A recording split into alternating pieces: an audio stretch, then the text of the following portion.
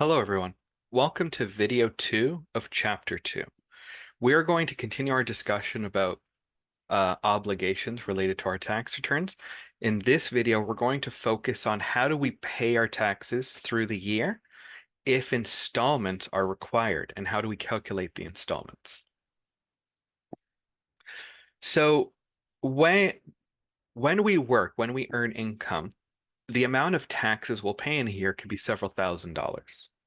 So the government doesn't want to wait until April 30th to get all of the money, because that would have first, so much money coming in at one time, but also because of the time value of money, the government can make use of the funds during that time. So you owe taxes while you earn it. The tax return at the end is just to, reconcile and make up any small difference. Most of us pay our taxes throughout the year, and it comes off of our paychecks. So they're called income tax withholding. So if you earn salaries and wages, income taxes and other withholdings, CPP and EI, are collected by your employers. They're paid by employees through source deductions by the employer, and every month your boss, your employer, will pay those source deductions off to the government. So the government does have this sort of continuous income from people's source deductions that come in, so they can use the money as it's available to them instead of waiting a full year to get the next batch of income taxes. So income taxes withheld are credited to the account of the employee and applied to future tax liabilities. So if you have a paycheck, let's say you have a paycheck and you've made $60,000 in the year, they would have taken off taxes. Let's say they take 13,000. So your net pay is $47,000. That's how much you took home. But when you file your tax return, you will still report the full salary, 60,000. That $13,000 will apply as paid against your full taxes owing. So $60,000 is the income. Calculate the taxes payable based on your bracket. They say, okay, you owe 12,500. Well, I've already paid $13,000 for my paychecks. So they say, okay, you owe 12,500, you've already paid 13,000, you've overpaid by $500. So that $500 becomes a refund. When you pay too much through source deductions, that's when you get refunds. Um, so many times when doing people's tax returns, they talk about owing taxes at the end of the year. They do their tax return, and I owe $800, and they talk about it as if it's a punishment. Why am I being punished for working? But you're not being punished. That additional $800 isn't saying, hey, you owe more. The calculations itself, whether you owe or get a refund, is determined on whether your source deductions covered the bill or paid too much. So if your source deductions fell just short of your calculation, you have to pay a bit more. If your source deductions were over, you get a refund. But the tax calculation's independent of that. The tax calculation is just going off your salary. So if two people make the same amount of money and one owes taxes and the other's getting a refund, one's not being punished and the other rewarded. The person who needs to pay more, didn't have as much money taken off their paycheck. They didn't have the source deductions that the other one did. That's all it is. So source deductions can be reduced by certain tax credits based on Form TD1. So they have your salary. Form TD1 declares the credits you expect to take.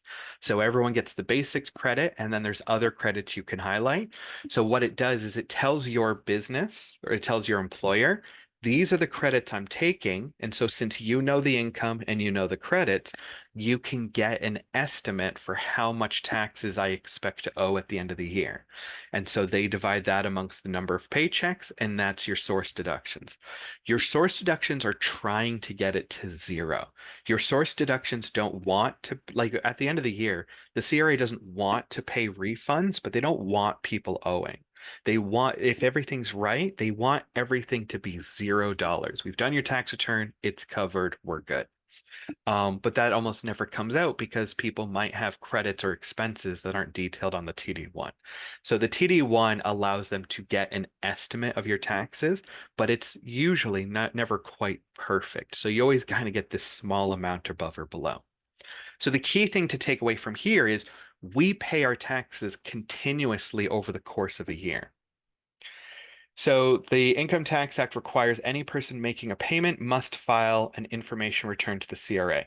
So when you have a job, they are paying you salary, but your employer needs to report how much income you made and how much was taken through source deductions. And they do this through a T4.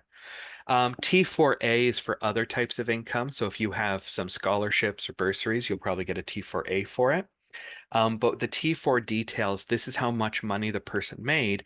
This is how much money we held back from them for source deductions so that you can easily put those details in on your tax return. So the T4 tells you those details and it tells the government. So both of you can calculate your return and do the assessment having all the information. Now, not everyone gets their money from employment income. If you're employed, comes off the paychecks, nice and easy. However, let's say I have a business. I don't know what my business makes until I get to the end of the year. I have a profit. So I probably don't have source deductions coming off every month. If I get to the end of the year, they have this installment threshold of $3,000. So if I get to the end of the year and I owe more than $3,000, then that creates the beginning of a pattern. If the next year I expect I'm going to have to pay $3,000 or more again, well, now installments are likely going to be required. So if net tax owing, not the full payable, but owing exceeds installment threshold of $3,000 in 2025 and in either of 2023 or 2024, then you're going to have to pay installments. Installments become required. So the reason they have these two criteria is to make sure that there's a pattern of $3,000. Let's say I have a business and I don't usually owe, I only owe $1,000, but I have a good year. And in this one year, I make over 3,000, I owe over 3,000. That's a good year, but then my business slows down again. So this was sort of an anomaly in my income. Only if you owe more than $3,000 in both years or in this year or one of the two preceding years. What they're trying to establish is there a pattern of you owing money?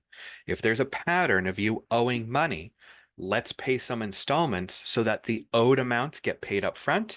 And hopefully, when you file your tax return, there's nothing to take care of. This threshold is 1,800 for Quebec, but we're going to deal with just the $3,000. So let's say we are over our threshold of $3,000. There are three ways to calculate what our installments are going to be. Now, the first one is current year. I think I'm going to owe $10,000 this year. Okay.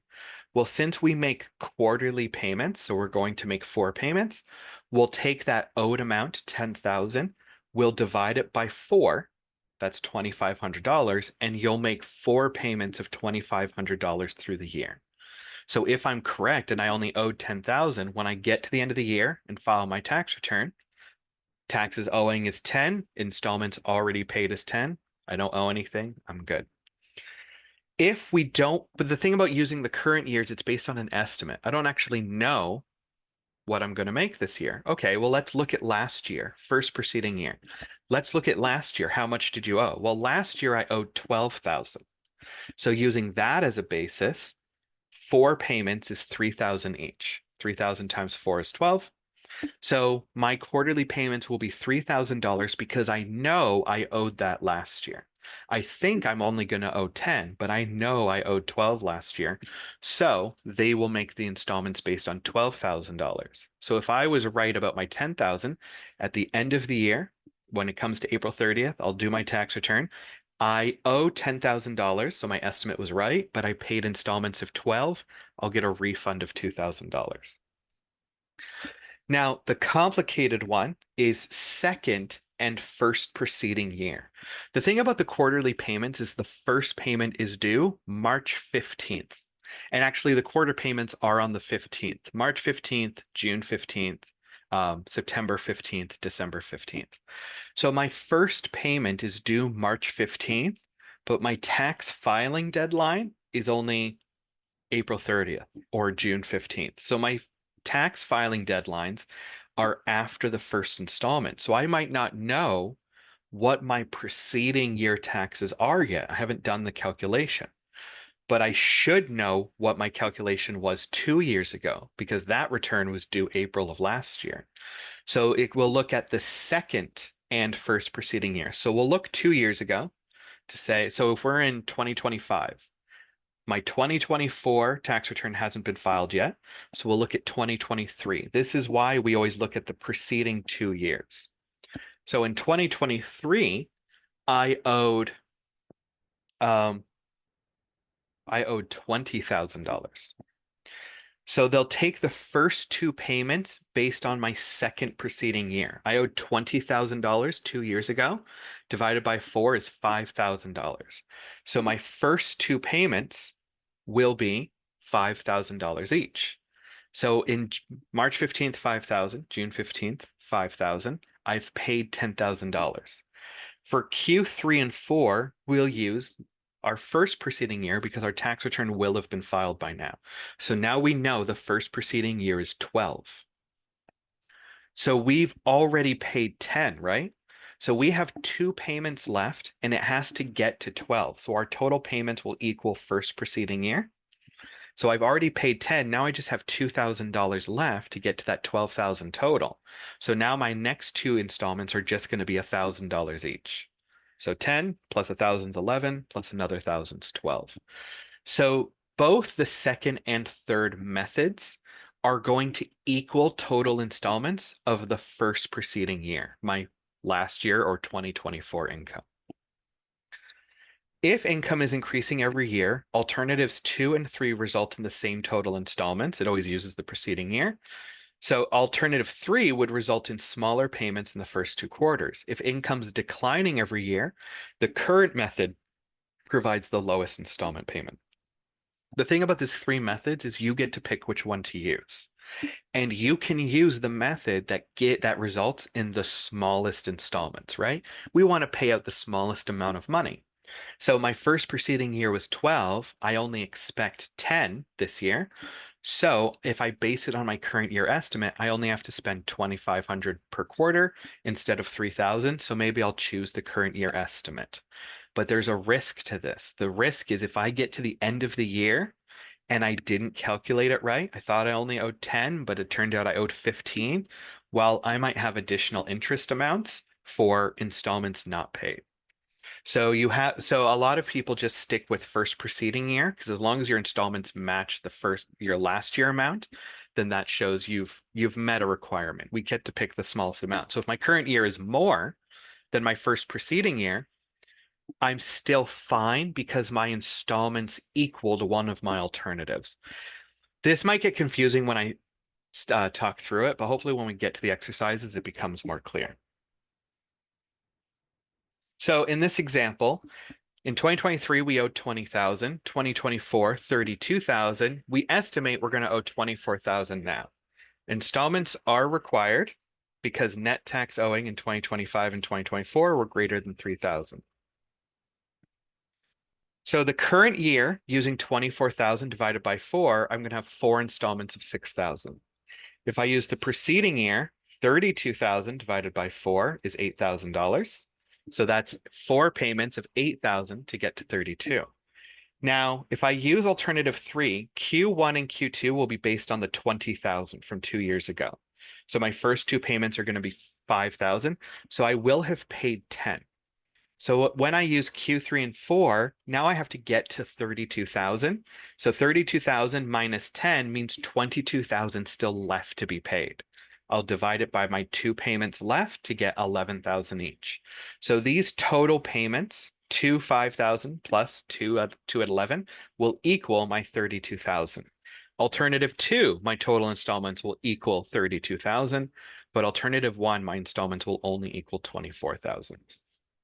So let's do the exercises. Individual installments. I might just, well, let's see. Marlene Carter, a resident of Ontario, has net tax owing of in 2023 of 3,500, net tax owing in 2024 of 4,000, and estimates net tax owing for 2025 of 1,500. Is she required to make installment payments, assuming that the estimated total net tax owing for 2025 equals the actual net tax owing? So she's estimating that she'll only owe $1,500 this year. And assuming that she's correct, does she owe installments? If she does, what's the minimum payment? The thing is, we only owe installments if we expect 3,000 at least to be our payment, and 3,000 is one of the prior periods. So if we go to exercise, we have two criteria we have to meet in order to owe installments. The first looks at the two previous years. What did we owe? If we're over $3,000 in one or both of these years, then that first criteria is yes. This year's estimate's only 1,500, so we don't owe 3,000 or more this year. If we assume that she is correct, then the current year is not over $3,000. We didn't meet that second criteria. If there's a no in either of these boxes, criteria is not fully met, no installments required. So Marlene will not have to pay installments because she's not expecting that her owing is going to be over $3,000. If she was mistaken and it turned out she now owes 4,500, maybe there was some income she didn't account for, now her current year estimate's over 3,000, which means she should have been paying installments. So she'll get hit by interest and penalties for those missed installments because she was over 3,000. But as long as her owing was less than 3, then she's fine. She doesn't have to pay installments. She didn't meet the criteria. John Lee, a resident of Newfoundland, had net tax owing in 2023 of 3,500, net tax owing in 2024 of 1,500, and estimates to have net tax owing in 2025 of 4,500. So this year, we expect we're going to owe more than $3,000. Are installments required, assuming the estimated net tax owing is actual? If so, what would be the minimum quarterly payments and when would each installment be due? So this one is looking at, so this one's looking at our criteria first. We're given the two previous years. Now, one was over $3,000, the other wasn't. But because one of them was yes, the first criteria is a yes. We've established that we sometimes owe over 3,000, and we estimate that this year we're going to owe over 3,000. So a pattern of owing money is established. Our current year estimate's over 3,000. So the question is, which which will we use? Now, of our three alternatives, alternatives 2 and 3 are based on the preceding year. So our total installments will equal $1,500. If we used alternative 3, it would be based off of $3,500. And so our first two payments would be, let's see. So 3,500 divided by 4. Our first two payments would be $875. When we make those payments, we will have paid $1,750. But that's more than 1,500. We've paid more money than we need to.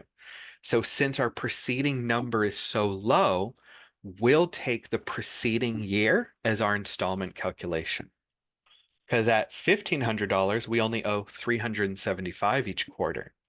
Because our installments meet our preceding year total, we've met our installment obligation. We're not going to be charged interest, even though we owe more this year, because we've satisfied the requirement of at least being the preceding year, we are not going to get charged interest. There is one more, and it goes through all three, so I guess we might as well just do it. At the beginning of 2025, the following information relates to Jesse Forbes. Now, we're not told the amounts owing outright.